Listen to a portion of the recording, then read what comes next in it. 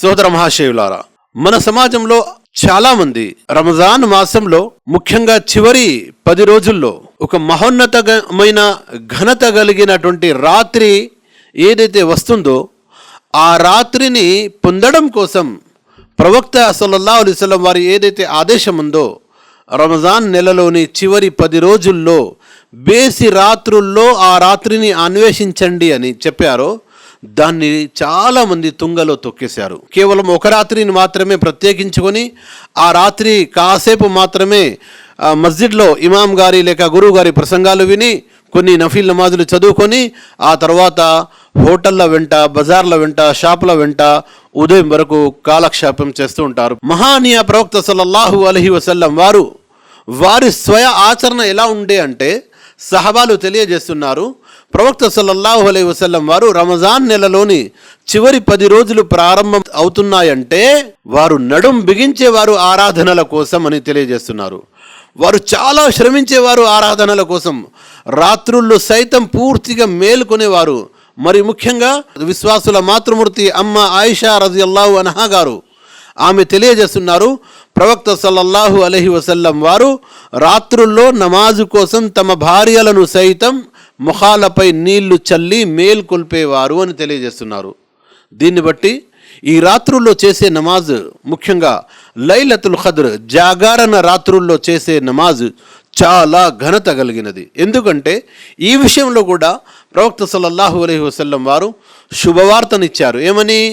ఎవరైతే సంపూర్ణ విశ్వాసంతో మరియు పుణ్యఫలాపేక్షతో లైలతుల్ ఖద్ర్ జాగరణ రాత్రుల్లో నమాజు చేస్తారో వారి యొక్క పూర్వ పాపాలన్నీ కూడా క్షమించి వేయబడతాయని తెలియజేశారు. మరి ఈ లైలతుల్ ఖద్ర్ రాత్రులు చాలా ఘనమైన రాత్రులు. ఈ రాత్రుల్లో అల్లాహ్ను ఆరాధిస్తూ, అల్లాహ్ను స్మరిస్తూ, అల్లాహ్ యొక్క గ్రంథం ఖురాన్ను పఠిస్తూ, నఫిల్ నమాజులు చేస్తూ ఉదయం వరకు, ఫజర్ సమయం వరకు గడపాలి. ఇది చాలా ఘనమైన రాత్రి. ఈ ఘనమైన రాత్రి గురించే అల్లాహ్ తన మహోన్నత గ్రంథం ఖురాన్లో తెలియజేశాడు, లైలతుల్ ఖద్ర్ ఖైరుం మిన్ అల్ఫి షహర్. ఈ ఘనమైన రాత్రి 1000 నెలల కంటే కూడా శ్రేష్టమైనది. అల్లాహు అక్బర్. విన్నారా? 1000 నెలలు అంటే దాదాపు 83 సంవత్సరాలకు పైగా.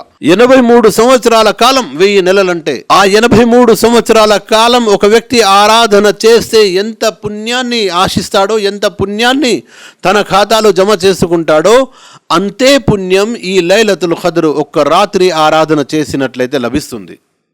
మరి ఇలాంటి ఘనమైన రాత్రిని ప్రవక్త సల్లల్లాహు అలైహి వసల్లం వారు రంజాన్ మాసం చివరి 10 రోజుల్లో అన్వేషించమని చెప్పారు.